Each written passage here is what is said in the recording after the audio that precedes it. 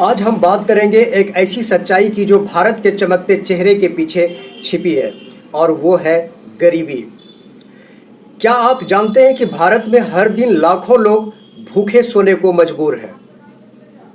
भारत में भूखे सोने को मजबूर है। भारत में करीब 7 करोड़ लोग अत्यधिक गरीबी में जीते हैं, यानी 2 रुपये में एक कॉफी की कीमत भी उनके लिए सपना है। इनमें से ज्यादातर लोग ना बुनियादी सुविधाएं पाते हैं, ना ही शिक्षा और ना ही स्वास्थ्य। वो एक मजदूर है जो दिन रात मेहनत करता है, फिर भी उसकी बेटी स्कूल नहीं जा पाती। भारत में हर साल लाखों बच्चे शिक्षा से वंचित रह जाते हैं, सिर्फ इसलिए क्योंकि उनके माता पिता गरीबी से जूझ रहे हैं। सरकार की योजनाएं आती है, जैसे प्रधानमंत्री आवास योजना और मिड डे मील जैसे योजना गरीब परिवार के लिए आती तो है, लेकिन ये गरीबी दूर करने के लिए पर्याप्त नहीं है, क्योंकि सरकार की ये योजनाएं ज्यादातर गरीब लोगों तक पहुंच ही नहीं पाती। आजादी के 77 साल बाद भी हमारे देश में 7 करोड़ से अधिक आबादी ऐसी है जो दिन भर की यह 62 रुपया भी नहीं कमा पाती। 7 करोड़ भाई साहब, और 7 करोड़ का मतलब है ब्रिटेन जैसे पूरे देश की आबादी भारत में ऐसी है जो हर रोज गरीबी में संघर्ष कर रही है, 62 रुपये के लिए संघर्ष कर रही है। दरअसल हमारे देश में शुरुआत से ही गलत सोच रही है। हमारे देश में एक धारणा है कि गरीब पैदा होना गुनाह नहीं है।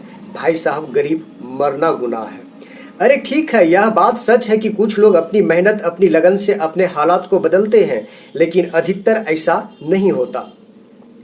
भारत में गरीबी की जड़ें इतनी गहरी है कि मेहनत के बाद अकेले 2 रुपया का कॉफी भी सपना हो जाता है। लाखों लोग ऐसे इस देश में हैं जो हर रोज मजदूरी करते हैं, रिक्शा चलाते हैं, सड़कों पर सामान बेचते हैं, लेकिन उनकी जिंदगी नहीं बदलती। क्यों? सिस्टम ऐसा बना है। शिक्षा, स्वास्थ्य, रोजगार के समान अवसर नहीं है। इन अवसरों तक उन गरीबों की पहुंच ही नहीं है, और जब वह गरीब मर जाता है तो कहा जाता है, अरे यार, उसने कोशिश नहीं की। आज हम यह कह रहे हैं कि यह सोच खतरनाक है। यह समाज में भ्रम पैदा करती है कि गरीब अपनी बदहाली के लिए खुद जिम्मेदार है, जबकि हकीकत में सिस्टम की नाकामी और असमानता उसे मौका नहीं देती। आज सवाल यह होना चाहिए कि भारत की जीडीपी अगर समुद्र में उठती बड़ी बड़ी लहरों की तरह है, तो यह लहरें सभी नावों को एक साथ क्यों नहीं ऊपर उठा रही है? ऐसा क्यों हो रहा है कि कुछ नाव तो ऊपर उठ जाती है, लेकिन बाकी नावों को संघर्ष करना पड़ रहा है?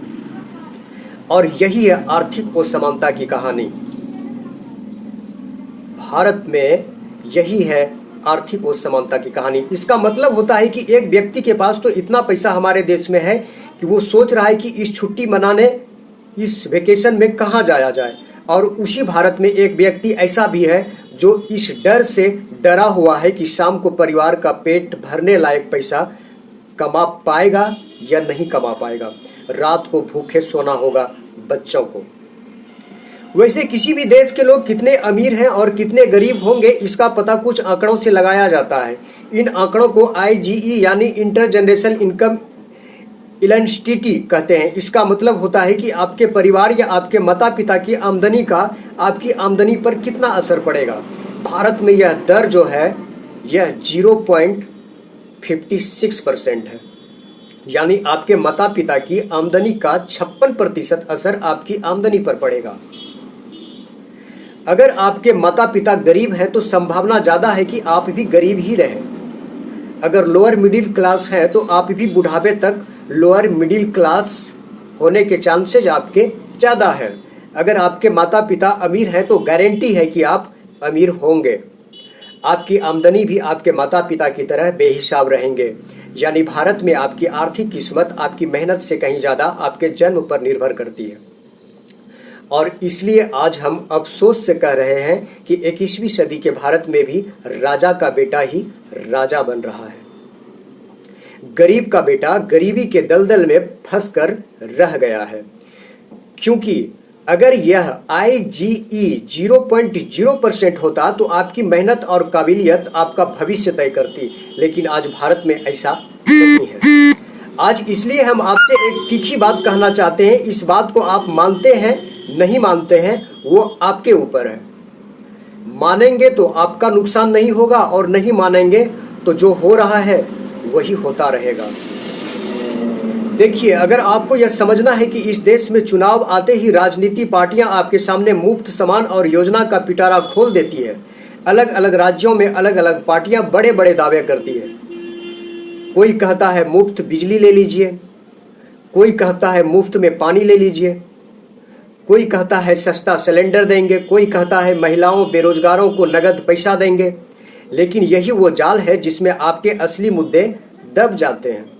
अच्छी शिक्षा, बेहतर स्कूल, सुलभ स्वास्थ्य सेवाएं और रोजगार के अवसर आंकड़े बताते हैं कि एक पढ़ा लिखा परिवार अपनी अगली पीढ़ी को 76% बेहतर जिंदगी दे सकता है। लेकिन हम मुफ्त की रेवड़ियों के लालच में शिक्षा की मांग को भूल जाते हैं और नतीजा पिछली पीढ़ी भी गरीब थी, यह पीढ़ी भी गरीब है और संभवतः अगली पीढ़ी भी गरीब रहेगी। अगर हम सरकारों से अच्छे स्कूल, कॉलेज और अस्पताल को मांगने लगे तो फिर यह जो 62 रुपया का जाल है इससे हम निकल सकते हैं। जिस समस्याओं को मुद्दा बनाएंगे उसी दिन नेता आपकी बात सुनेंगे और तभी गरीबी हटाने की जगह गरीब समृद्ध बनेगा। और वो जो हम कहते हैं कि भारत सोने की चिड़िया था, शायद उस दिन एक बड़ा कदम सोना की चिड़िया बनाने की ओर भारत अग्रसर होगा।